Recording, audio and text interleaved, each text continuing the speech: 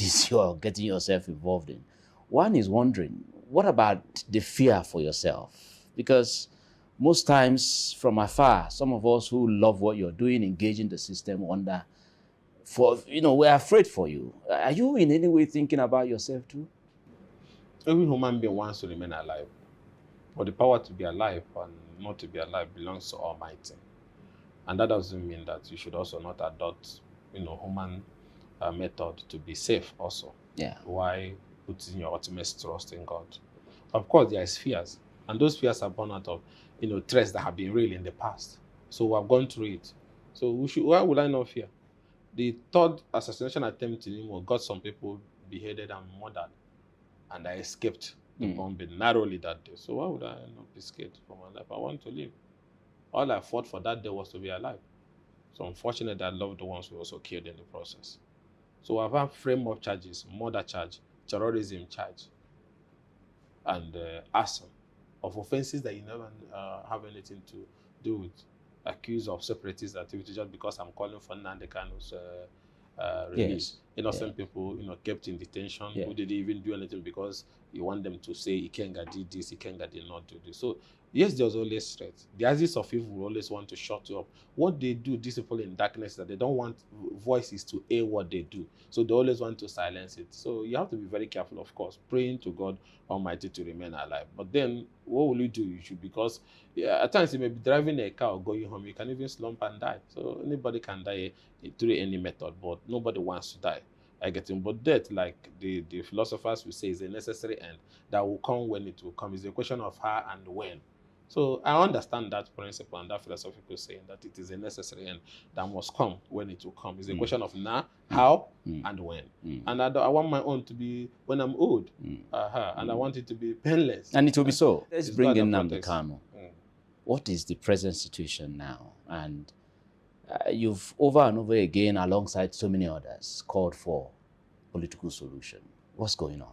I think is the fact that the president does not attach. I'm beginning to feel that the president does not attach importance to the welfare of our people, because if the primary responsibility of government is protection of lives and property, and you consider the Igbos an integral part of the Nigerian project, which we are, we invest in land where people don't invest. I can't imagine how many Yorubas and how many Hausas that built mansions, where in Abia, in Imo, and in Ebony villages. But we have thousands of our people investing in Lagos, building mega mansions, big hotels, industrial estate, and so on and so forth, because we believe that we are one. But your actions at times make us feel you don't even see us as part of the Nigerian project, because if you do, considering the contribution we have also made to the Nigerian project, economically and otherwise, in sports, in education, in everything, it should worry you since 1 year and of being in office. How do I resolve the Southeast question? There have not been any effort. Now you're calling for 30 days youth conference. Have you called for even Umunna meeting on the Igbo problem? You're the president, commander-in-chief, who is supposed to enforce Section 14, lives and property.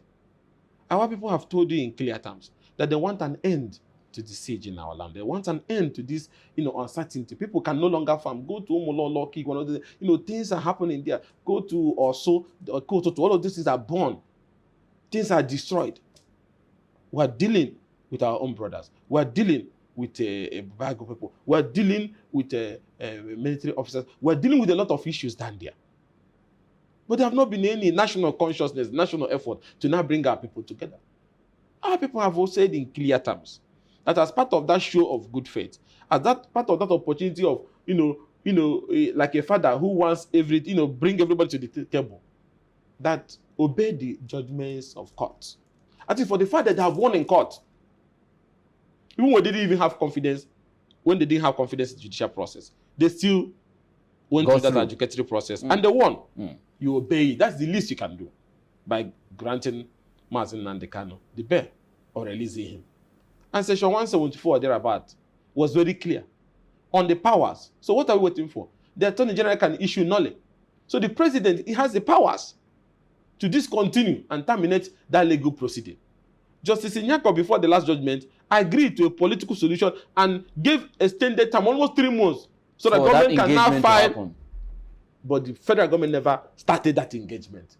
That shows hate. That shows lack of concern and care for the Igbos. Your court even said Go back and find a political way. I'll wait for you people. Waited 3 months only for us to come again. Nothing. That made them to say, okay, since your orders are not being obeyed, you don't want to do anything. We don't have confidence. The woman have recused herself from the process. A new judge will come up. But this matter have lingered for over 2 years or thereabouts. Yeah. So allow that all over the world is done. Yeah, of course. We are not Hezbollah or all those other people. But you see, you are not asking now, ceasefire, Israel, let's go back to the table. Yeah. Even when some of them are murderous gangs that we know. True. Our tribe is not a murderous gang. All you need is a political solution to address things that originated from age-long injustice, which everybody knows. We have been treated like we are second class in a country we have invested so much. Is it a lie? That we have some of our leaders who doesn't want to speak in defense of our people. Doesn't take away the fact that our people also know that we have been treated unfairly. In a place we have confidence, in a place we have invested. That is what leads to this agitation. And now discussing and finding solutions to those issues starts with releasing Mazi Nnamdi Kanu, and then you go to the table. And every stakeholder, town union, governors, elected representative, church leaders, then we now say this is the roadmap. Even after the war, when Gowon announced his 3R, reconstruction, rehabilitation, and this thing, was it implemented? Integration, yes. Was it implemented? Our people went home with 20 pounds of all their investment.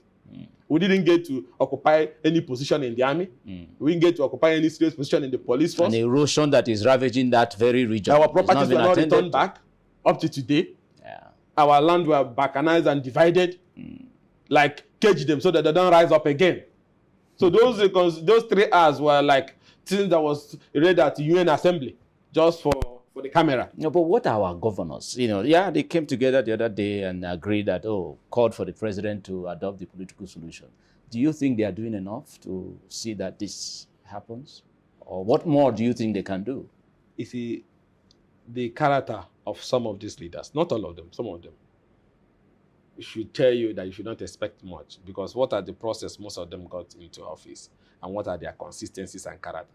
These are people who want half of their people to be killed so that they be declared the winners, who can sign any deal with anybody, even if it's the devil, so that they can be leaders.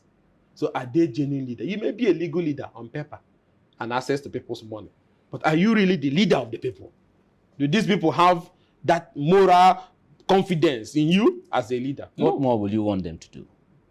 If they're probably watching now, what do you think they can take from you? They should behave as a people leading a people. They should ask themselves, are they leading the people?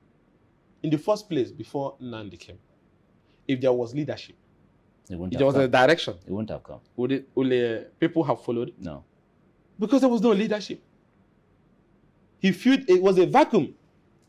Some of them doesn't want to say a word because they don't want to have issues with the government. Some of them have corrupt past. They feel that government will cover them. So if they want to ask that question, they may look at the other way against them. So they are not really, most of them. Not all of them, most of them. Because the electoral process was bastardized. So anything can creep into public position today. Forgot one senator told you that those he used to arrest as criminals in the past, they came to Senate and saw them sitting with them. That is the story. The institution, the base, everything is no longer standing strong. So to resolve this issue, like I told you, grant him bail, bring our people to the table. When the Niger Delta issue was there, didn't they, even the vice president traveled to Camp 4. Amnesty was applied. Yeah. Today, Tampolo is not the one holding NNPC security contract. Oh, okay, yeah. It's part of all those harmonization. Yeah. And one of them is king to a community. So take a turn. You address their own issue. And then even there was rehabilitation in Northeast. Exactly. Those who were even beheading. Yeah. You are talking about rehabilitation for them. And reintegrating them. Giving them one indomie with one egg, and they were eating. Making clothes for them. So the injustice is obvious. In North Central, Buhari throughout his tenure was focused on how to end farmer-sellers clash. What was that clash? A man takes his cattle into my farmland, and I say you can't pass. Is that supposed to bring a clash? No. Criminal law is supposed to deal with that. But you're still wanting to find a political solution to that crisis. Yes, whether the climate change is chasing the man with the cattle, the problem is my land and my farm is my farm. Yeah. The same way he wants his cattle to survive, my farm should survive. Yeah.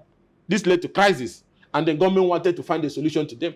So why not sit with our people also to find a solution to these things that have made our markets to be burned? The economy of the South is wrecked. To be destroyed.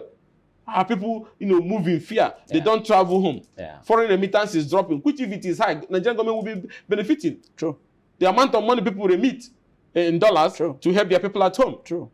Our people, whenever they make money anywhere in the world, if they don't send it home, they feel they have not started. True.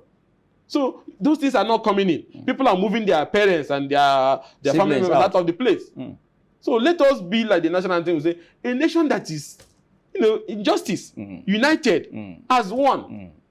Where no man is oppressed. So here you're oppressing us every day. Here you're not making any effort to address our complaint.